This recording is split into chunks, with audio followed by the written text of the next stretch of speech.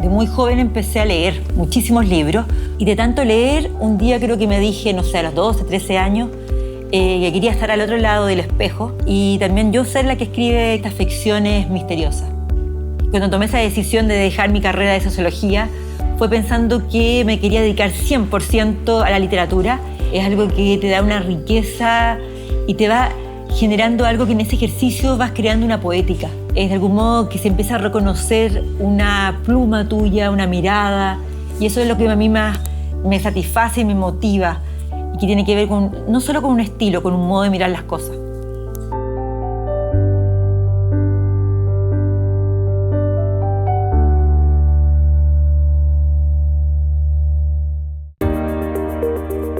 El día me gusta comenzarlo con un café fuerte. Me cuesta mucho el tema de la mañana, no soy una persona matinal. Y también me importa como tener un espacio con la familia, como para comenzar el día como comunicados. Tomamos desayuno juntos en la mesa de la cocina y después cada uno parte su rutina. Partir la mañana desayunando con la familia me parece que hace mucho más grato lo difícil que son las mañanas. Y nada, es como un momento bonito que es parte de esto de vivir en familia. Somos una familia pequeña, está compuesta por Mauricio, que es arquitecto, y dos hijos, Milan, que tiene 14 años, y Tomás, que tiene 10 años. Yo creo que tenemos una vida de familia bien unida. Nos gustan muchas cosas, entre ellas viajar. Nos ha gustado y nos ha marcado mucho esta idea o esta experiencia de vivir fuera de Chile o viajar bastante. Nos gusta andar mucho en bicicleta, la vida natural, ir a parques, a caminatas. Y también en la cosa cultural. Vamos mucho al teatro, al cine, a exposiciones. Eso nos motiva muchísimo. Bueno, tenemos un horario más o menos ordenado por los colegios. Hoy día le toca a Mauricio llevar a Tomás. Tenemos sistema de turno. Somos aquí una familia de paridad de género. Yo me voy lejos, yo trabajo en la Universidad de Santiago, así que me voy hasta el metro Estación Central. Y Mauricio trabaja cerca. Trabaja en una oficina cerca de aquí en el barrio del Golf. Del Golf, sí. Bueno, la mejor opinión, imagínate. Muy de cerca. Mujer multifacética, como todas las mujeres, tienen múltiples roles y está siempre preocupada de todo, corriendo, las compras, dejar todo listo, las tareas de los niños, preocuparse de su trabajo. Es súper mujer, preocupada de todo. Los dos tenemos un trabajo bastante demandante en tiempo, en hora. Nos cuesta coincidir en horarios durante el día, entonces tomar desayuno todas las mañanas es fundamental para ordenarse, para partir bien el día, para conversar, para ponernos de acuerdo y después, bueno, volver a vernos en la noche. Así que nos vemos durante las comidas, básicamente, sentados aquí.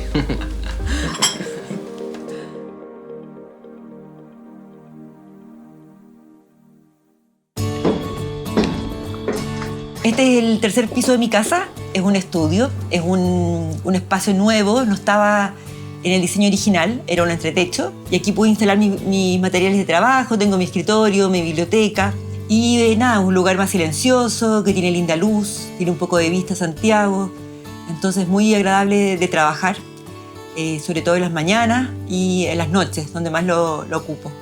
De muy joven empecé a leer muchísimos libros. Tuve la suerte de vivir cerca de una biblioteca municipal, de modo que muchas veces iba a hacer tareas y luego pasaba por los estantes y sacaba el libro porque me gustaba la carátula, porque me gustaban los colores. Y muchas veces son libros que no entendí, que eran más complejos, porque como te decía, los sacaba por intuición más que nada. Y cada vez me fui enamorando de la sensación de leer, de imaginar, de tener vías paralelas. Y además las bibliotecarias fueron sumamente importantes. Yo creo que vieron en esta niña pequeña una potencial lectora y me iban guiando, me iban prestando libros. Me ponía a leer en la playa, en las vacaciones cuando tenía más tiempo. También empecé a experienciar eso que es tan bonito de leer de noche. Cuando te gusta un libro, no importa que el día siguiente, porque no había colegio, que el día siguiente te puedes quedar hasta las 3, 4 de la mañana leyendo porque estás fascinado, porque pasa el tiempo de un modo veloz. Y esa sensación me pareció hipnótica, adictiva. Y de tanto leer, un día creo que me dije, no sé, a los 12, 13 años, que quería estar al otro lado del espejo, de algún modo como Se piensa con Alicia, y también yo ser la que escribe, la que podía escribir esas líneas que creaban estas ficciones misteriosas. Acá paso, yo creo que mediodía laboral, es el lugar donde más me concentro y donde siento que puedo escribir textos más largos. Es bastante desordenado porque uso mucho material, muchos otros libros cuando estoy haciendo algún proyecto, de modo que siempre tengo a disposición cosas de investigación y todo eso. Y de hecho, si se fijan, esta mesa es una puerta. Lo que me ocurría, como ocupo tanto material, que no había ningún escritorio donde entrara el computador, los papeles, la impresora, como mi pequeño altar de fotos y de cosas que me gusta tener a mano. Así es que inventamos este sistema que es una puerta, de modo que es una superficie más extensa. En mi casa había libros. Ocurre que mis padres son inmigrantes y yo creo que siempre los inmigrantes guardan algún nexo con esos saberes culturales. Entonces había libros de la ex Yugoslavia, de Bulgaria, mi familia venía de esos lugares. Estaban, lo que sí, en versiones traducidas al español. Pero a mí me producía curiosidad esos autores con apellidos que se parecían un poco al mío, o también que uno veía la biografía que habían nacido en esas tierras lejanas que me sonaban familiares. Yo era la hija pequeña de un matrimonio mayor. Más que haber hecho con ellos juegos de infantiles, yo sentí que me tenía que sumar a estas conversaciones que tenían con los amigos. Mi padre tenía 3 parejas de amigos que les gustaba mucho andar a caballo. Y nos poníamos a explorar por la cordillera 2-3 días, por rutas no muy conocidas. Yo creo que también había una cuota bastante de irresponsabilidad. No sé cómo nunca nos perdimos. Había un grupo grande de niños, apenas llevábamos carpa. Entonces, esa aventura tan como incómoda, yo lo encontré genial, y de ahí yo creo que me hice una viajera y he viajado mucho. O sea, tengo bastante alma de patiperra. Esa es como la parte bonita, la parte de la familia, de estos paseos y todo eso. Pero también hay algo del contexto que nadie puede olvidar, y nadie, por muy cercano o lejano que le pudiese tocar esta historia, yo creo que para nadie puede borrar lo que fueron los 70, los 80 Santiago. O sea, mi única experiencia con Santiago, no salí mucho durante mi adolescencia, y había miedo, había toque de queda, había militares en todas las esquinas, había días de protesta que pasaban cosas feas, habían apagones que uno un poco iba intuyendo, iba uniendo las causas de qué venía detrás, había, no sabía todo el tiempo, incluso, claro, quizás como no con la inmediatez que tenemos hoy día las noticias, casos de muerte, detenidos desaparecidos, el caso quemado, el caso de los profesores degollados. Yo creo que es algo que a nadie con 10, 12 años de edad se le pueda borrar. Era una cosa muy brutal, muy cruda. Y yo creo que ahí supera la biografía, porque yo puedo decir, claro, a mí, quizás en mi familia más nuclear, la dictadura no cobró ninguna víctima, pero un entorno así nos hizo a todos crecer de un modo, viendo todas las intervenciones de Pinochet en televisión, que eran absurdas, con esa voz entre el miedo y el sarcasmo, una cosa muy de la crueldad. Y de hecho yo creo que yo escribo bastante con esa cosa de la crueldad, porque yo creo que fue una enseñanza y una marca de la época, cómo esa crueldad de algún modo se infiltró en las relaciones más íntimas, familiares, de pareja, que es una tesis interesante, ¿verdad? Cómo la perversión del Estado, de algún modo, del gobierno, se traslada a estos espacios más íntimos, que es una cosa que me ha interesado trabajar como un pequeño laboratorio. Yo confieso que tuve un acercamiento más tardío con el mundo judío, porque soy hija de un matrimonio, se llama mixto, ya se suelen llamar. Mi padre no era judío, era ortodoxo ruso, era dentro del cristianismo, y mi madre era judía. Por eso creo que puede ser mi caso un caso más particular, en el sentido que crecí en una casa bien multicultural. Después me casé, mi marido es judío, educamos a los hijos en ese marco, pero también me ayudó mucho que encontramos una comunidad que se llama Ruba Jamí, que es una comunidad de judíos progresistas, muy moderna. De hecho, hemos tenido rabinas, mujeres, hay una buena parte de la comunidad que son parejas homosexuales. Entonces, para mí es importante que cierta vivencia con la cosa cultural religiosa sea consecuente con mi modo de vida. O sea, no podría ir a una sinagoga donde las mujeres no cuentan. Este caso es al revés. Entonces también siento que varios de mis ámbitos han sido como consecuentes con mi modo de ver el mundo. De hecho, mi último libro, que se llama Destinos Errantes, incluye una crónica que hice en un viaje, que viajé a Israel, y seguí por mucho tiempo a una ONG que se llama Círculo de Padres, Foro de Familias, que son personas que han perdido hermanos, hijos, padres en el conflicto palestino-israelí. Y están mostrando cómo ellos, que pagaron el costo más alto de este conflicto, como perder un hijo, perder un padre, están dispuestos a dialogar y piensan en soluciones políticas, soluciones que tienen que ver con dos estados o con un estado bicultural. Entonces, para mí también así fue importante el tema de la empatía, de conocer la empatía y de algún modo enfocar tu vínculo con una cultura, con una religión, de un modo que sea constructivo, que sea algo que tiene que ver con los derechos humanos. Y así una serie de otras cosas que hacemos muchas personas que somos un grupo muy pequeño de judíos de izquierda. Por ejemplo, hubo todo un evento y hay registro sobre los 20 casos de detenidos desaparecidos de la comunidad judía.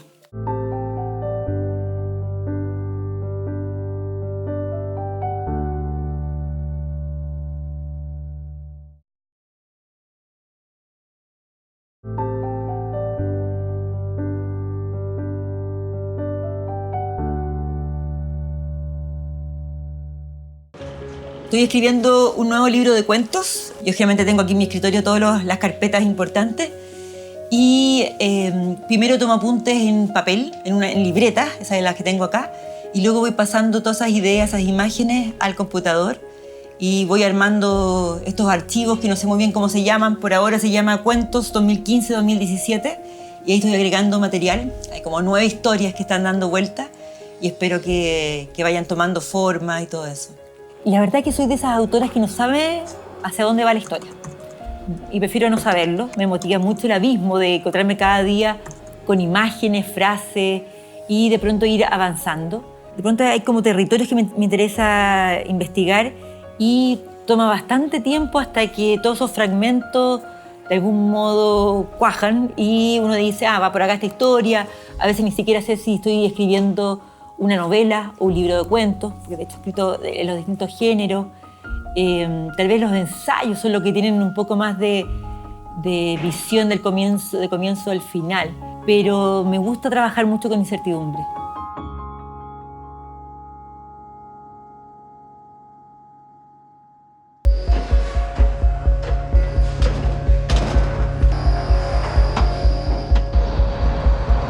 Muchas de las mañanas voy al trabajo, a la Universidad de Santiago en metro, porque me parece importante usar el transporte público. Eso hace una ciudad menos caótica de lo que ya es. Llevo libros y me alcanzo de pronto a leer medio libro de ida y vuelta, son 30 minutos de viaje, o leo noticias en el celular y de ese modo es una buena forma de comenzar la mañana. Mientras estás relajado en esos 30 minutos puedes pensar yo lo hago, pienso en cuentos que estoy escribiendo, como que los escribo en la cabeza, los pruebo, trato de situarlos en un lugar con gente común que usa el transporte. Por ejemplo, pasa mucho cerca de la zona Salvador que la gente se baja con exámenes médicos. Tú ves como estos sobres con radiografías grandes y a veces van con cara preocupada y de algún modo tú puedes como fantasear, proyectar qué puede estar pasando en ese minuto con esa persona que tal vez va a un control de un examen importante, sabe un resultado, va a un tratamiento. Yo diría que hay bastante eso de adivinar rostros, de adivinar gestos, de adivinar historias, un poco por las cosas que llevan en la mano.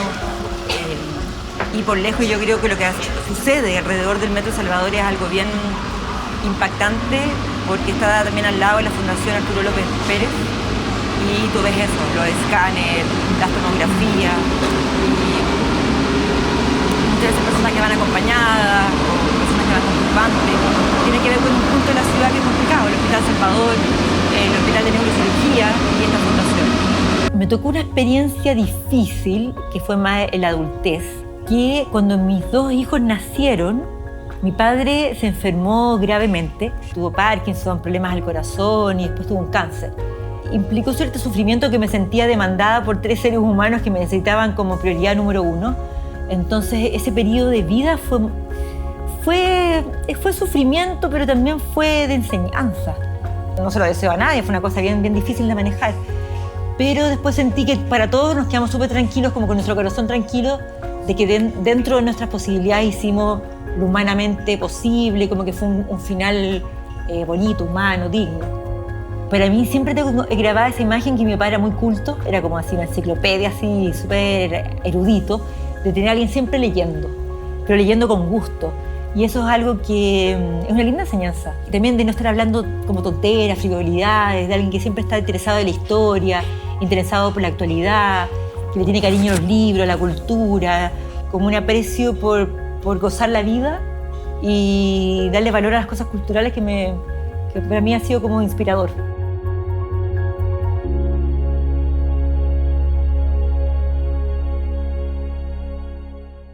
Hoy día estamos en la Facultad de Ingeniería Industrial, pero estamos de invitados porque estamos usando el auditorio de esta escuela para las jornadas de investigaciones de la Facultad de Humanidades. Hoy toda la gente que está desarrollando algún proyecto Fondesit presenta su investigación. Son proyectos que están por comenzar. En la vida universitaria, ganarse un Fondesit, así como en otras áreas, un fondo del libro, un fondo audiovisual, es muy importante. Permite hacer ese trabajo de innovación, de tener nuevas corrientes, de pensar nuevas líneas, de investigar sobre nueva bibliografía. Entonces, esta es una oportunidad también que como facultad, porque estamos formados por distintos departamentos de historia, de lingüística y literatura, de traducción, de ciencias políticas. Entonces, es un momento para conocer en qué están los otros colegas y escuchar estas nuevas ideas, compartiendo las preguntas que nos guían los años que estamos acá investigando. Yo siento que la investigación y la escritura de ficción son como lo mismo. Yo la verdad es que primero fui escritora y luego, pensando en qué podía trabajar para no tener que escindirme en dos vidas, pensé en estudiar y seguir una carrera más, entre comillas, académica. Entonces, por ejemplo, en esto de la investigación y mostrar como un vínculo con la creación, a mí me funcionó por mucho tiempo, yo creo que todavía, es que es la escritura narrada desde el punto de vista infantil, porque son capaces de denunciar y de hablar desde un discurso más crítico que sale un poco de los lugares comunes del adulto. Y ese lugar medio perturbador, crítico, con verdades a medio hacer, con conocimientos a medio hacer, me ha parecido siempre algo fascinante. Entonces, primero sucedió que leí de niña muchos de esos libros y luego quise imitar esa forma de escritura, tal vez en mi contexto, en el imaginario que yo estaba trabajando. Y después hice un doctorado y mi tesis la hice como un ensayo, se llama Habla a los hijos, fue sobre ese tema.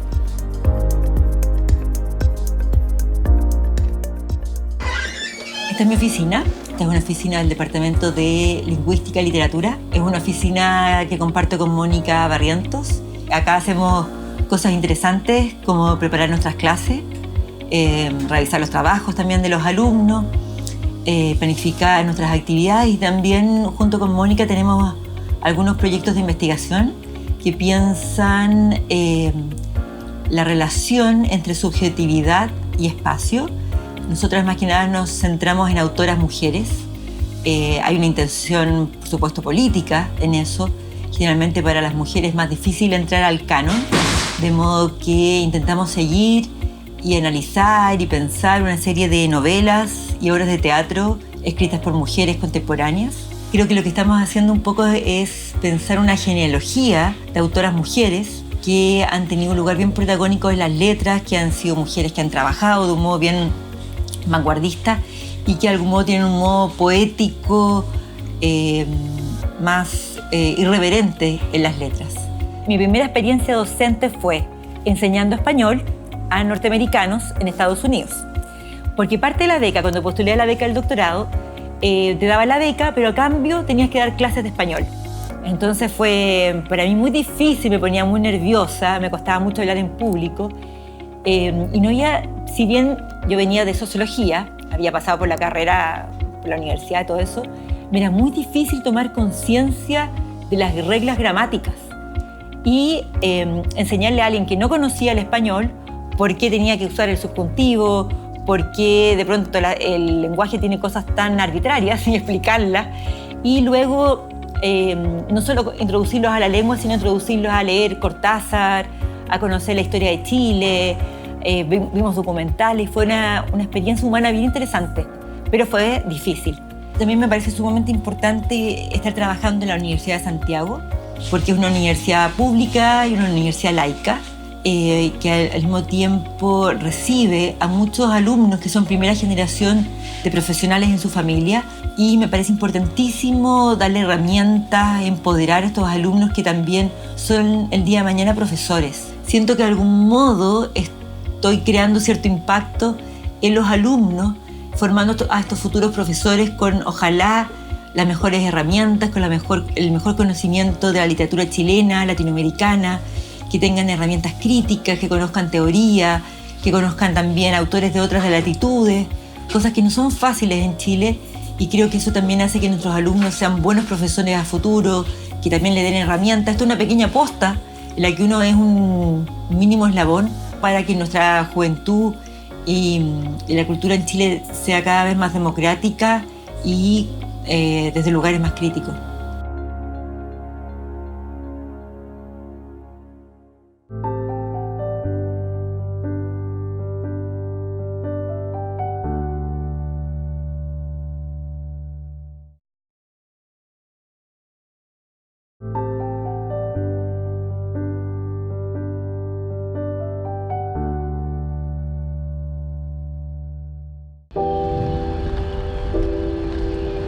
Este lugar se llama Foro Griego y me parece que es importante porque es el lugar que congrega a toda la gente de la Facultad de Humanidades, sobre todo los alumnos, y al mismo tiempo es un lugar histórico. Este mural de la Brigada Ramona Parra se repintó, se rehizo hace unos años atrás y tiene varios elementos de la historia de la universidad. Está el rector Kiriberg, Víctor Jara, que fue, aparte de un conocido cantautor, fue profesor de teatro acá en la ex UTE, y de algún modo tiene ese lado político que es propio de la sensibilidad de esta universidad y del que me siento conectada a través de mis clases. Yo doy clases de literatura chilena contemporánea y, por supuesto, dada la época, siempre llegamos con los alumnos a conocer y a leer novelas, poemas, obras de teatro que tienen que ver con ese lado de la historia, y donde es importante rescatar la memoria, comprender cómo de algún modo la literatura está escribiendo ese momento de quiebre, ese momento traumático.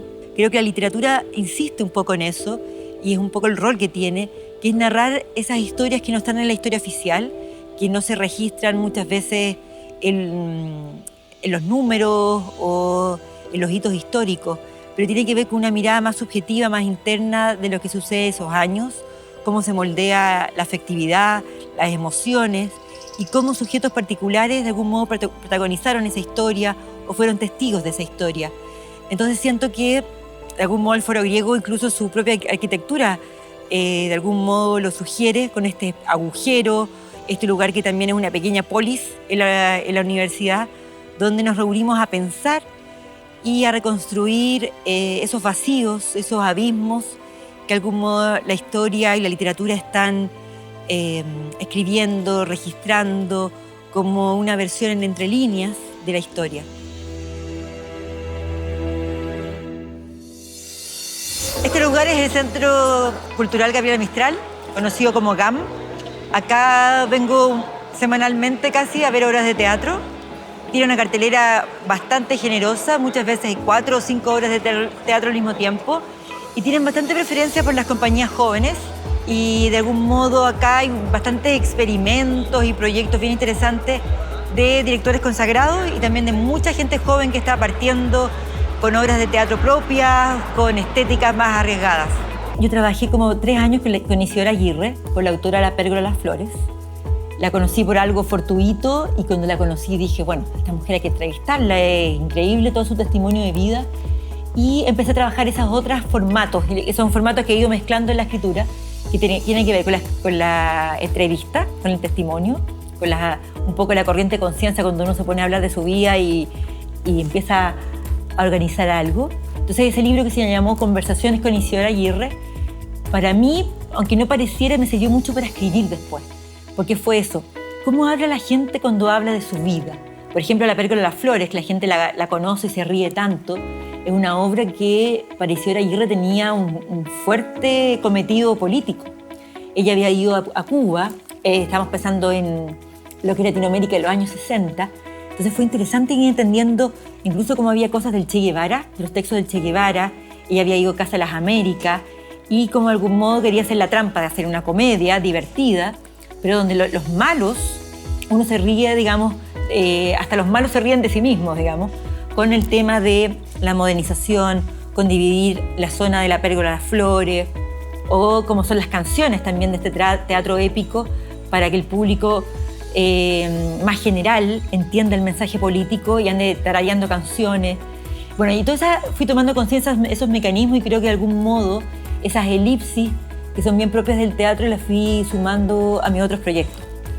El Weekend me invitó a escribir crónicas de teatro, un poco crítica, pero también me permiten y me lo pidieron que junto con Saber Teatro yo era una persona que escribía ficción. Entonces de algún modo tener un poco más de libertad para en esas columnas contar la experiencia del teatro, desde, no sé, cómo estaba el día de la función, si pasó algo, no sé, si uno va a un teatro en la Alameda y me ha sucedido, que pasa algo, que pasó una protesta, pasó algo complicado políticamente, o ves una obra de una temática que se está discutiendo a nivel público, o es una obra que a ti te toca biográficamente por algo, y así ya llevo 3 años con ello, de algún modo haciendo estas crónicas de la experiencia teatral.